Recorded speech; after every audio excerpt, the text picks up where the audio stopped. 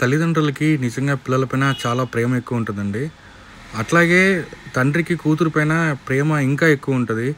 So, అట్లాంటి ప్రేమ కలిగిన ఒక తండ్రి చే తన కూతురు గృహప్రవేశానికి ఒక గిఫ్ట్ ఇవ్వడం కోసం మా దగ్గరికి రావడం జరిగిందండి.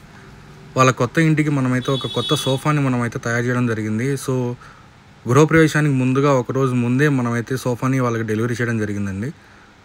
వాళ్ళకు ఇంటికి తగిన విధంగా వాళ్ళకు సరిపోయే సైజుల్లో మనమైతే సోఫాని రెడీ చేసాము.